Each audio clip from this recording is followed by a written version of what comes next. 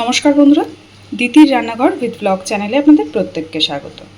দেখুন, আজকে নিয়ে চলে এসেছি পটলের কোফতা কারি। ভীষণই সুস্বাদু। আপনারা অনেকেই হয়তো জানেন, আবার অনেকেই জানেন না। তো চলুন, এক একজনের রান্নার ধরন এক এক রকম। আজকের এই পটলের কোফতা কারিটা আমি কিভাবে বানিয়েছি চলুন দেখে নিই। দেখুন বন্ধুরা, পটলের কোফতা করার জন্যে পটলটাকে আমি প্রথমেই গ্রেট করে নিয়েছি। এবার এর মধ্যে দিয়ে দিচ্ছি পেঁয়াজ কুচি আর কাঁচা লঙ্কা কুচি।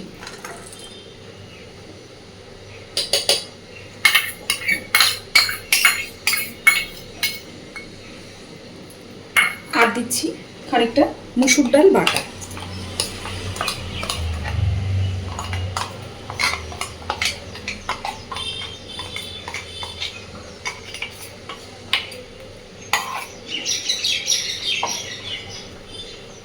এবার দিচ্ছি আদা রসুন বাটা 1 চামচ মতো।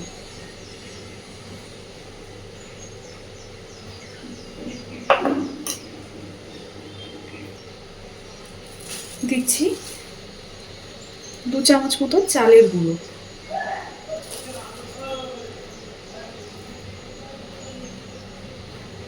এখানে আপনারা চালের গুঁড়োর পরিবর্তে বেসনেরও ব্যবহার করতে পারেন, তবে চালের গুঁড়ো দিলে খেতে বেশি ভালো হয়। আর দিচ্ছি একটা ডিম। ডিমটা সম্পূর্ণ অপশনাল, আপনারা চাইলে স্কিপ করতেও পারেন।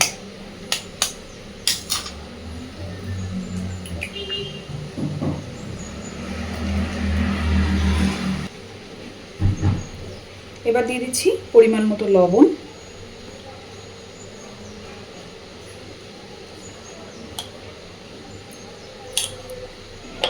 আর দিচ্ছি হলুদ গুঁড়ো। যেহেতু কাঁচা লঙ্কা কুচিটা অনেকটাই ব্যবহার করেছি, তাই জন্য আমি আর এখানে গুঁড়ো লঙ্কার ব্যবহার করছি না। খুব ভালোভাবে এবার সব কিছুকে মেখে নেব। দেখুন, আমি সব কিছুকে খুব ভালোভাবে মেখে নিয়েছি। এবার চলুন রান্নাতে যাই। কড়াইতে সাদা তেল খুব ভালোভাবে গরম করে নিয়েছি।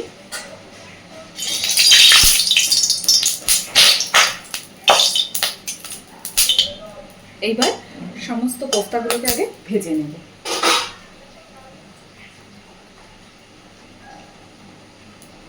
বড়ার মতো করে আগে এগুলোকে সুন্দর করে ভেজে নেব।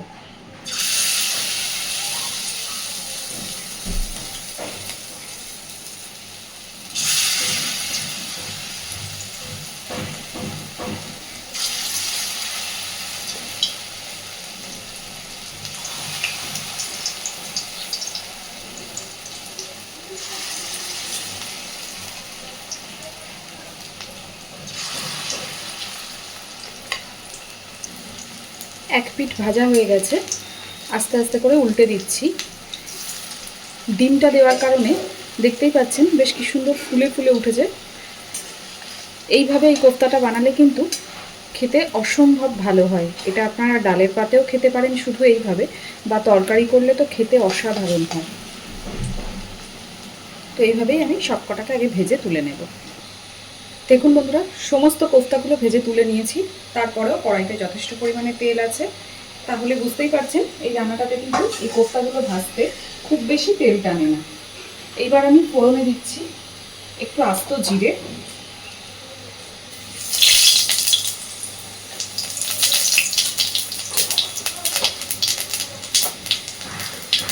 একটা তেজপাতা দিয়ে দিচ্ছি কেটে ধুয়ে রাখা আলুগুলো।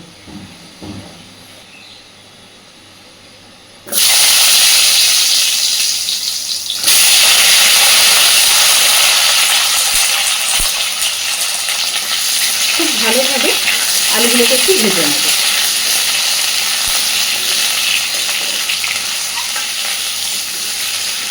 আপনারা কিন্তু চাইলে এই কোফতাটাতে আলু ছাড়া শুধুও করতে পারেন, বাট আলু দিয়ে করলে আমার মনে হয় এই ধরনের কোফতাগুলোতে একটু আলু করলে বেশ ভালোই লাগে। আর আমার বাড়িতে আমার মেয়েও সেটা পছন্দ করে, তাই আমি এইভাবেই করি। তো আলুগুলো এবার একটু ভালোভাবে আগে ভেজে নেব। আলুগুলোতে সুন্দরভাবে রং হয়ে গেছে। এবার আমি এর মধ্যে দিয়ে দিচ্ছি একটু পেঁয়াজ বাটা। এই ক্ষেত্রে আলুগুলো তুলে নেওয়ার কোনো দরকার নেই, বা চাইলে তুলেও নিতে পারেন।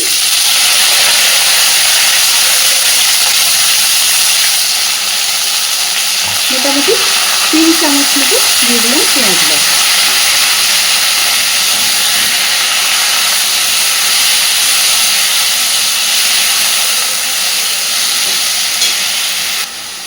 খুব ভালোভাবে পেঁয়াজটাকে কষে নেব আগে।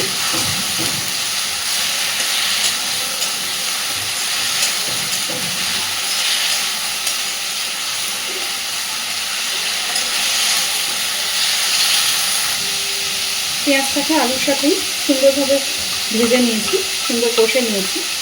এবার দিয়ে দিচ্ছি আদা রসুন বাটা।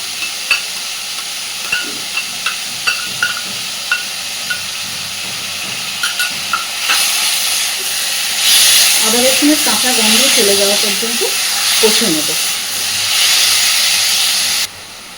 সুন্দরভাবে আলুটা কষে নিয়েছি, আদা রসুনের কাঁচা গন্ধও চলে গেছে। এবার এর মধ্যে আমি একে একে দিয়ে দেবো বাকি মশলা। প্রথমে দিচ্ছি জিরে গুঁড়ো,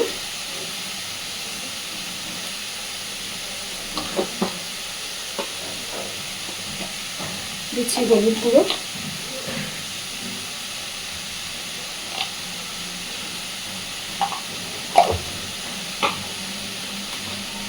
লঙ্কা গুঁড়ো,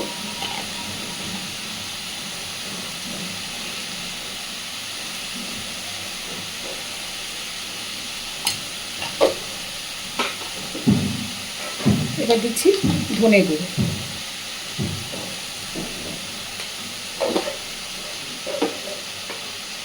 মশলা যাতে পুড়ে না যায় দিয়ে দিচ্ছি অল্প একটু জল।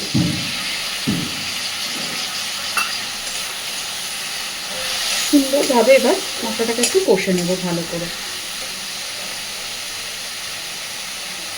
এখানে আমি আরেকটু জল দিচ্ছি।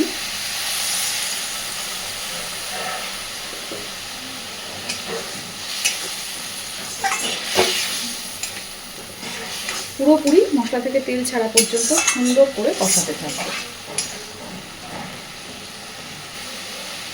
এইবার দেব লবণ।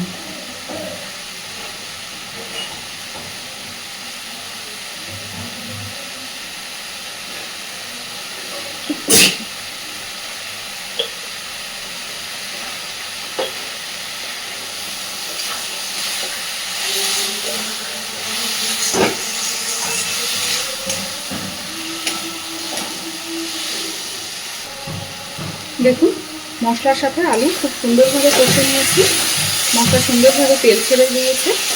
এইবার দিয়ে দেবো পরিমাণ মতো জল। এখানে আমি যে পাত্রটাতে কোপ্তাটা ম্যারিনেট করেছিলাম সেই পাত্রটা দিয়েও প্রথমে কিছুটা জল দিয়ে দিচ্ছি।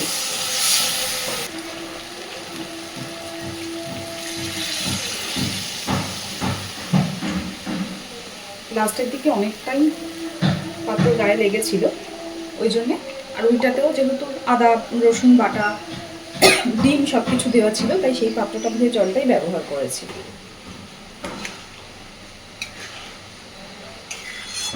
খুব ভালোভাবে ফুটিয়ে নেব।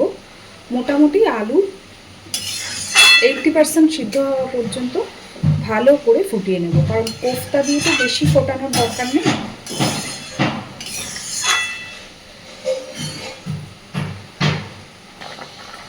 দেখুন সুন্দরভাবে আলুও সিদ্ধ হয়ে গেছে আর গ্রেভিটাও অনেকটাই কমে এসেছে। এই পর্যায়ে এবার আমি ভেজে রাখা কোফতাগুলো সব এর মধ্যে দিয়ে দেব।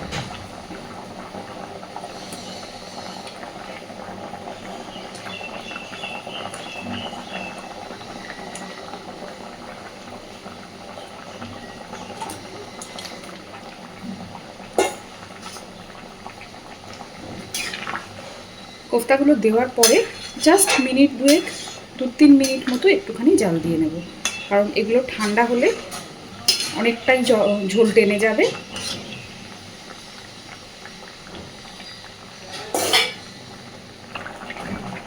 কোফতাগুলো দিয়ে একটুখানি ফুটিয়ে নিয়েছি। এবার আমি এখানে দিয়ে দিচ্ছি ওপর থেকে একটুখানি গরম মশলা গুঁড়ো,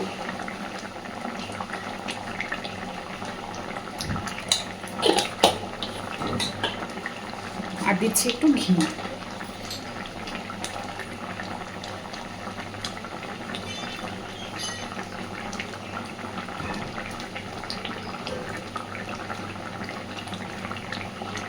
এই ধরনের রান্নাগুলোতে লাস্টে একটু ঘি গরম মশলা না দিলে অসম্পূর্ণই থেকে যায়।